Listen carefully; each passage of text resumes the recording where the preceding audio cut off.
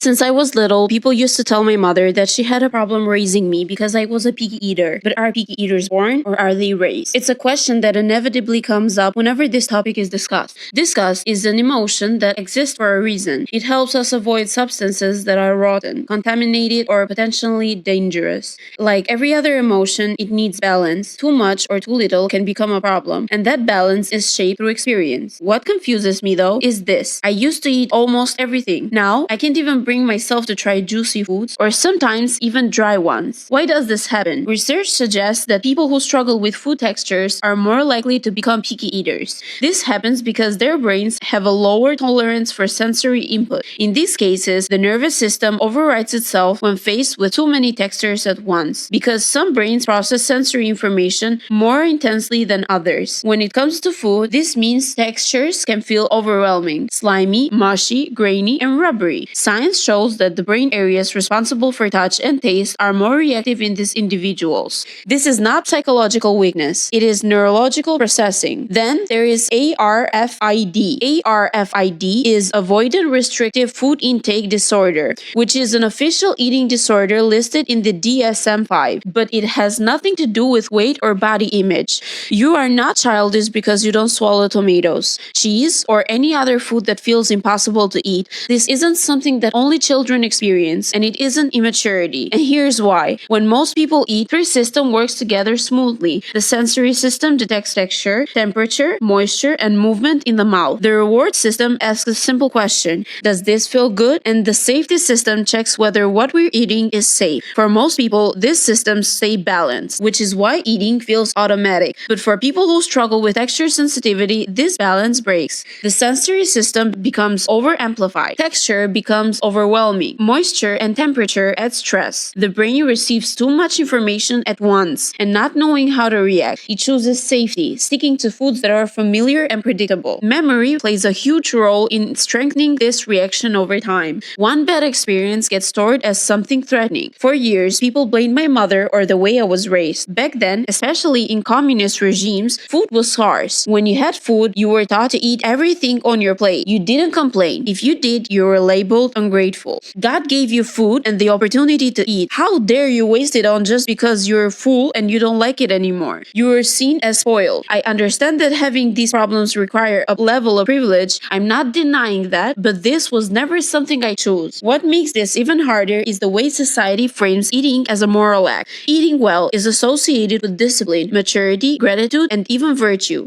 Refusing food, on the other hand, is often seen as disrespectful, spoiled, or ungrateful. This moralization of eating leaves no room for neurological differences. It assumes that everyone experiences food the same way and that refusal must therefore be a choice. But for people with sensory sensitivity or ARFID, eating is not a moral decision. It is a psychological negotiation between safety and overload. When society refuses to acknowledge this, shame becomes part of the meal. Cultural context plays a huge role in this shame. In generations shaped by scarcity, hunger was real and constant. Food was survival, not preference. In those environments, leaving food on your plate wasn't just rude, it was dangerous, symbolic of a waste, and of disrespect towards life itself. These values were passed down, often without adaptation to a world where food is no longer scarce but overwhelming. The problem isn't the values themselves, but the refusal to update them. There is also a deep misunderstanding of control. From the outside, people with ARFID are often described as too controlling about food, about temperature, texture, separation, and preparation. In reality, this control is compensatory. When the body feels unpredictable and unsafe, structure becomes the only way to create stability. Safe foods, routines, and rules are not about power. They are about survival. Control is not the cause of ARFID, but the consequence of living in a body that reacts too strongly to the world. What's rarely discussed is how exhausting this constant vigilance is. Every social gathering becomes a calculation. Every invitation involving food triggers internal planning. Will there be something I can eat? Will I offend someone? Should I eat beforehand? Should I lie? Eating, which should be instinctive, becomes strategic. Over time, this mental load isolates people, not because they don't want connection, but because connection is so often built around meals that feel unsafe. This is where the line between individuality and isolation becomes painfully thin.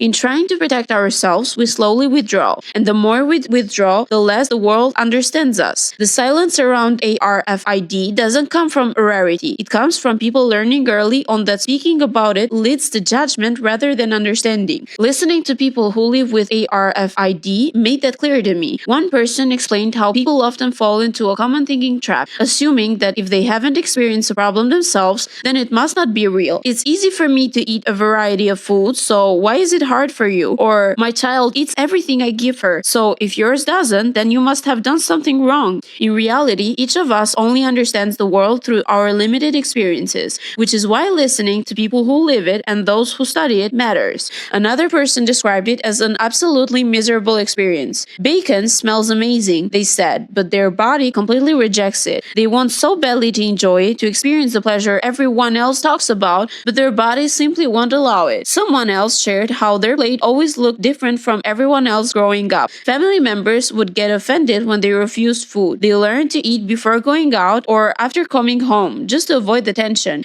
I see myself in all of this. I can love the smell of cheese or certain foods because they remind me of my childhood, but the moment I try to eat them, my body gets into panic mode. I've tried forcing myself to eat new foods over and over again, hoping something would change. It never really does. I like my foods a certain way, and I don't play about them. I want them cooked at the exact temperature, separated from each other, never touching. Mixing foods terrified me as a child, and it still does. Juicy foods completely overwhelm me. I used to wonder how anyone could eat them without panicking. Why do I prefer foods that aren't juicy? Why do I hate cake? Not because of the taste, but because the texture makes my mouth feel unbearably dry. Why do I refuse foods that don't fit my texture tolerance? So I searched for answers. What I found was that this ARFID is not created overnight, and it is not caused by food itself. It develops through a slow chain reaction between the nervous system, memory, and fear. Many people who struggle with ARFID are born with more sensitive nervous systems, meaning their brains process sensory input, taste, texture, smell, temperature, are more intensely than others.